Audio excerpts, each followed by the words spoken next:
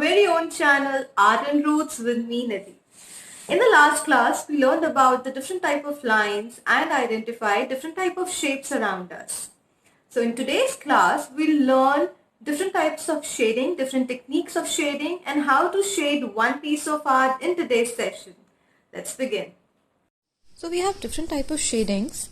The first one being the hatching, in which you make lines in one direction and they make 90-degree lines from another direction. So basically making a little small crosses. When you are doing this very closely, it gives you a darker tone. When you are doing it with distances between the two lines, it gives you a lighter tone. The next type of shading is the stroke.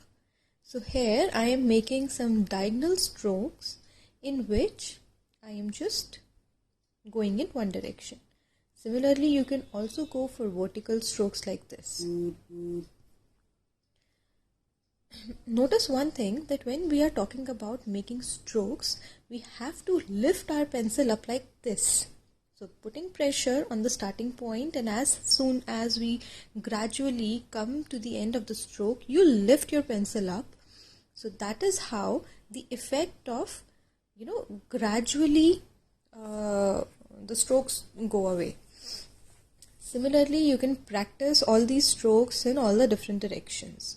Then you have circular strokes, something to make it feel like it's going up or going down, that kind of a feeling. So for that you have round or circular strokes that we call.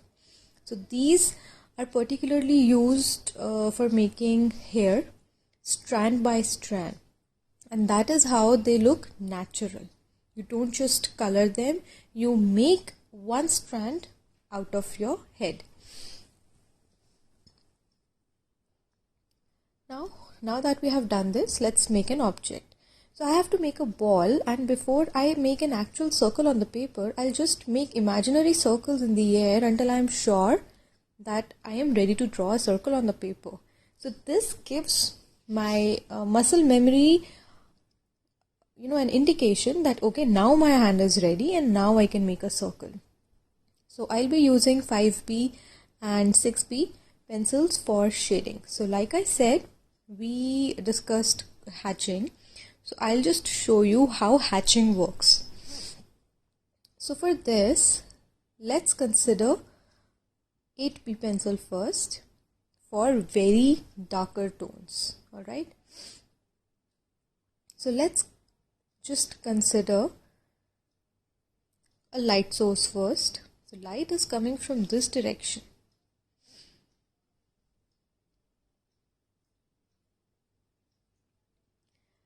And hence this part where the light directly falls onto becomes the highlight. And everything below the highlight becomes the shadow. The directly opposite part to the light source becomes the darkest, and as soon as we move gradually towards the light source, our tone lightens down a bit. So here you can see when we are shading, we are using cross hatching here. The bottom part of the ball will be the darkest, and as we move up, the cross hatching becomes lighter, more open, it's not very closely knit, and hence it tells you that it is a lighter tone. So I'm just making crisscross here and there, and that is also one of the methods of shading.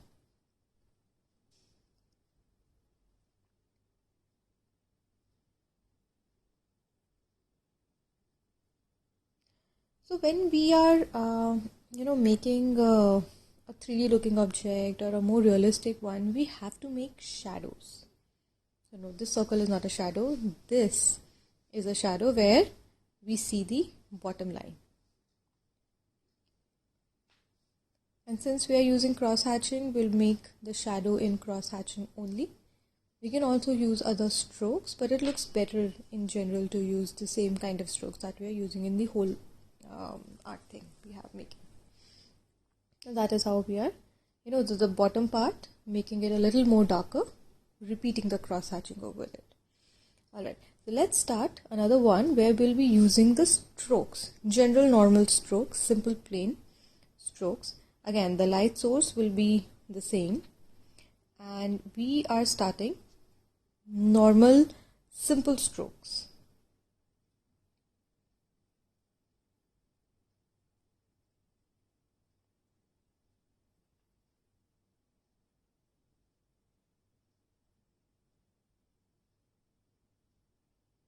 Look at how I am covering the entire ball except the part that was highlighted in the beginning.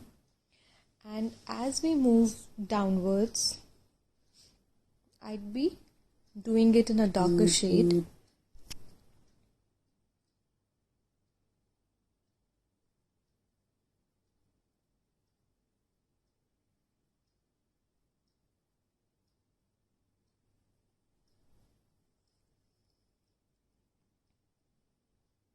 With more practice, what you can do is you can just use one pencil, let's say 6B, and wherever you have to shade in a darker tone, you can use more pressure on it.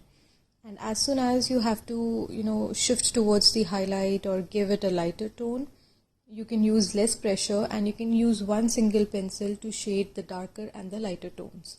It will come with practice, of course. So now we have made the shadow in strokes as well.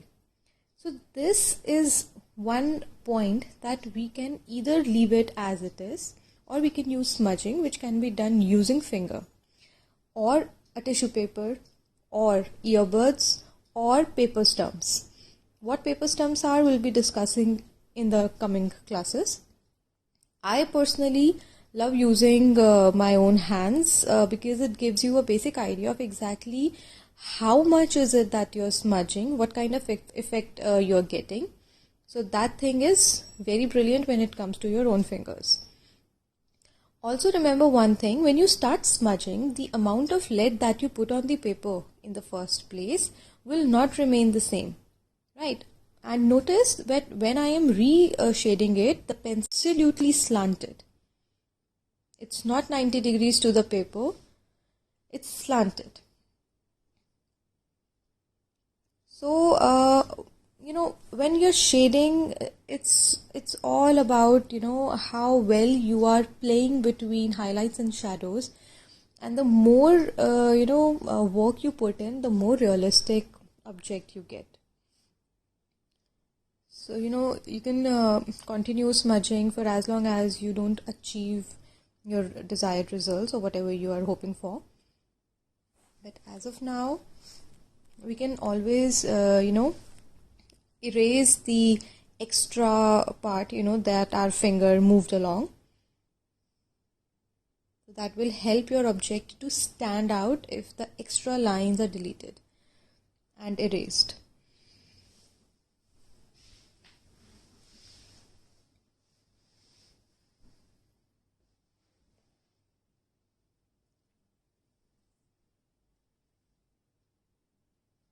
You can always, put in more effort in increasing the shadow areas.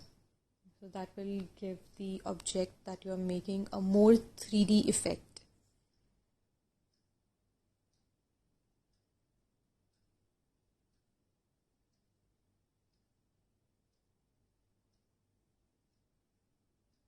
And you should merge it along with it because otherwise it will be too hard to notice, and all the eyeballs will go on the part which stands out, which is the hardest amongst them.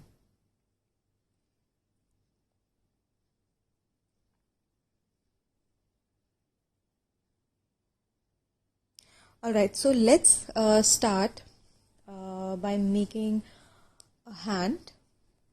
Very rough dimensions. You just, if you want to make this, you start making it, or you want to make any other hand, you make that hand. I am just showing here how exactly normal shading with strokes is done.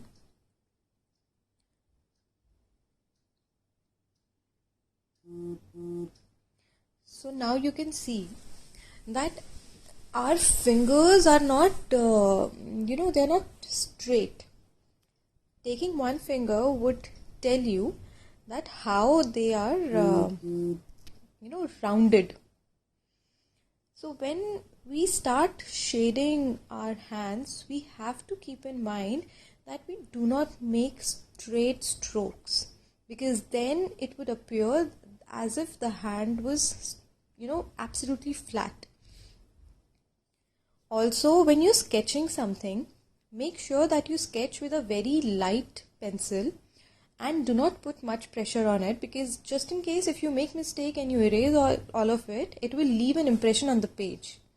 So after you're sure that okay, this is my project, it's final, then you outline it with a darker pencil. Alright, so let's begin shading. And as you can see, the points where I think my finger rounds up are done with a circular stroke. And the places where my finger feels flat are done with a straight stroke. You just notice how, the strokes make all the difference when it comes to the shape of a finger.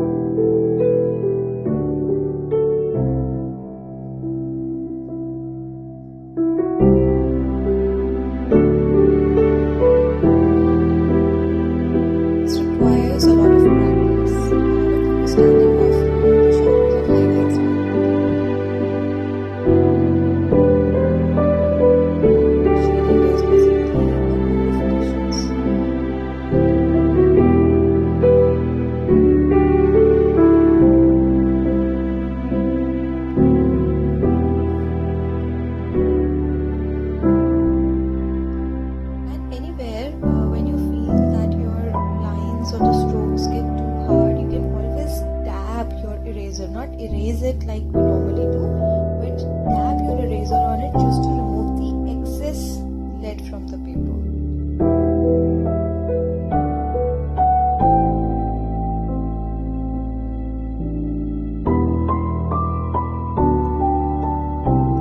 See how I'm making slightly circular strokes just to make the nails look a little curvy.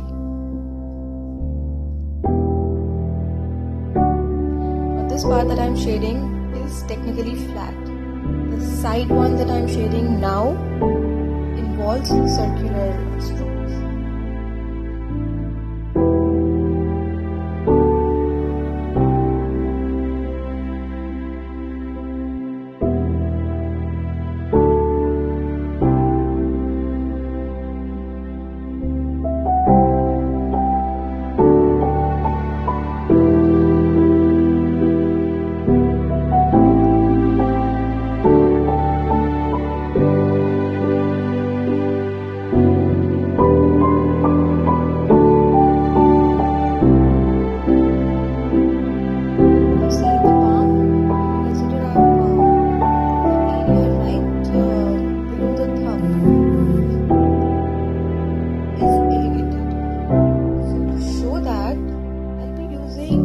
Circular strokes very smoothly, not in a very darker tone,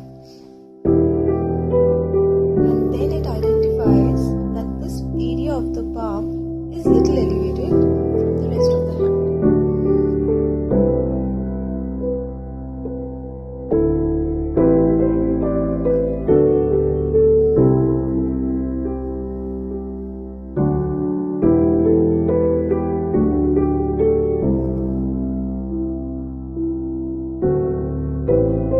Having to practice